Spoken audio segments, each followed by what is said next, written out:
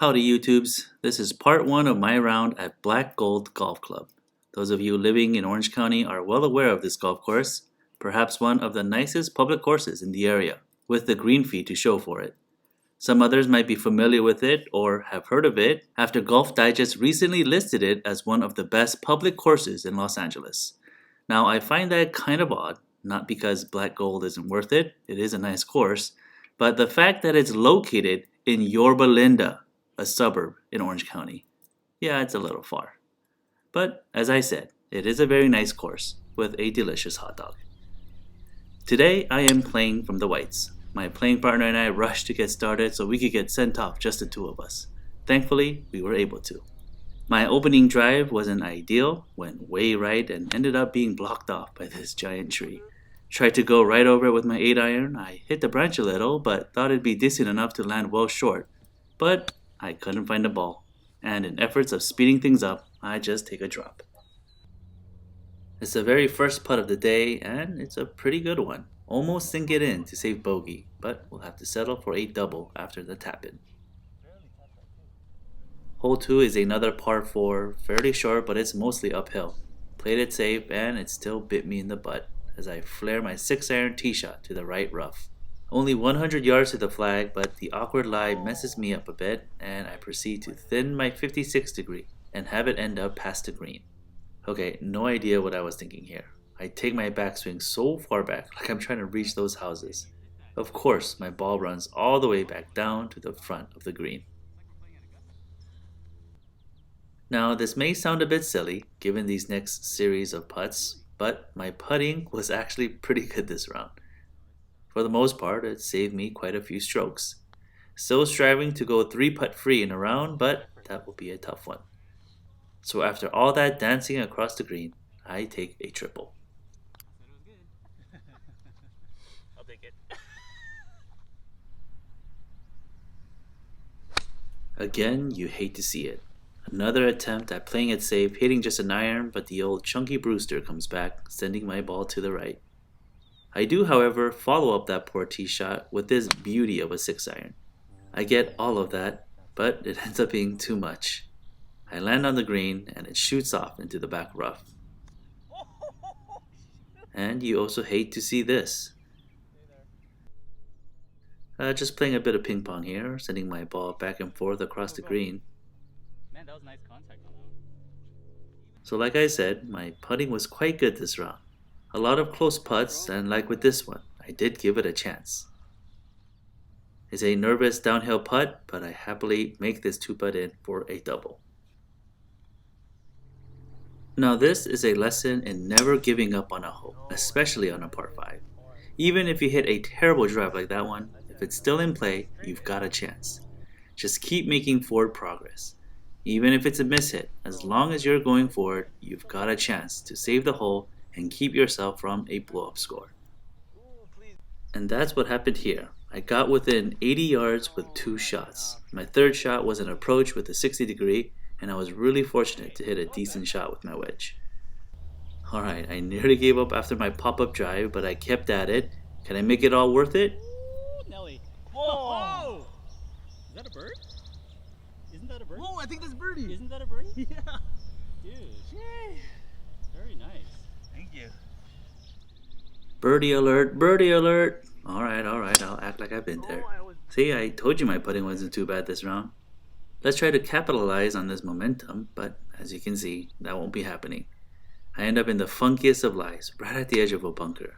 All I can do is make some contact and hope it lands on some sort of grass. Now this is something I've been trying to work on and figure out. What to do on those 90 to 100 yard shots. I go back and forth whether or not I should hit a somewhat full shot with my 60 degree or go about 80% with my 56 degree. Both have random percentages of success. I'll probably just stick with using my 60 degree and swinging a regular so I don't have to really think about it. Guess I'll have to work on it. Just curious, what do you guys usually do for those 100 yard shots? Anyways, I follow up my beautiful birdie with a double. Nice little double. Hole 6 is a par 5, so hopefully I can repeat the success of my last par 5. Here's to wishful thinking. Though I do start off pretty well with that drive. Been having some trouble with my long iron so far, and this one is no exception. I went for it with my 5 iron, but I slice it a bit. Now this is also another instance where my depth perception and vision is so bad when it comes to golf. I thought it was way right and way short. So I was surprised to see it land somewhat close to the green. And that was a great chip, if I do say so myself. No skull line drive here.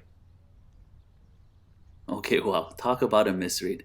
I mean, it looks so obvious seeing it back on video from this angle, but I could have sworn I had the right line then. Not an easy second putt to save par, but remember what I said earlier? My putting was pretty good that day. You ever flush a shot so pure that it feels like you transcended into a fifth dimension where time and space have no meaning, and you see the wonders of life and all you can mutter out is, "It's so beautiful, they should have sent a poet." Bunker? Not bad. No?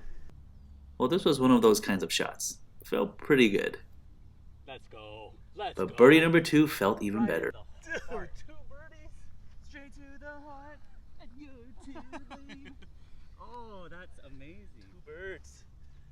Hole number 8 now, and only at a +7. My score has been fluctuating more than my BMI. No. It's back-to-back par 3s. Didn't feel like a solid shot there, so I was worried I was short and in the bunker, but thankfully I carry it and land on the green, albeit on the way opposite side.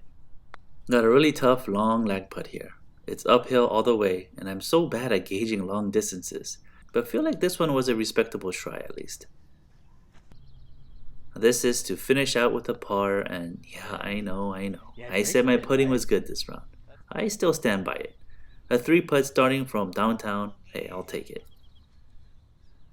Alright, last hole of the front 9. This one dogleg slightly to the right and uphill, and this beauty of a drive leaves me in a great spot to get on into. Let's go. Second shot is 106 yards to the flag, but playing a bit longer since it's quite uphill. I pull my 56 degree a little to the left, but still manage to get it on the green. It's another green in regulation. It's another long putt for my birdie chance, but it's a bit offline and just too much hot sauce on that putt. I haven't been leaving my putt short, but I have been sailing it past the hole. Have another tricky putt for par, but here I go again, contradicting my statements about my putting. I take a 3-putt after a green in regulation to end hole 9 with a bogey. So I'm at 45 after the first 9 holes, which is a +9. Pretty crazy to have 2 birdies. That is definitely a first for me. I never really try for birdies, they just come about by chance, and they are always happy little mistakes. So yeah, that was 9 holes of one of the recommended golf courses on Golf Digest. Does it seem like it's worth a try? I'd say if you're willing to make it out there from LA, or even if you live in Orange County, it's definitely worth a try. The facilities are very nice and their staff is excellent, but like I said, it is on the pricier side. A weekday round was about $120. Well anyways, how do you think I finish out the back 9? If you've been watching my course vlogs, you already know the back 9 is definitely not my strong suit. Can I buck that awful trend and finish strong, breaking 95 at least? Or do I just do another Andy special and blow it all up? Well, let's see in part 2.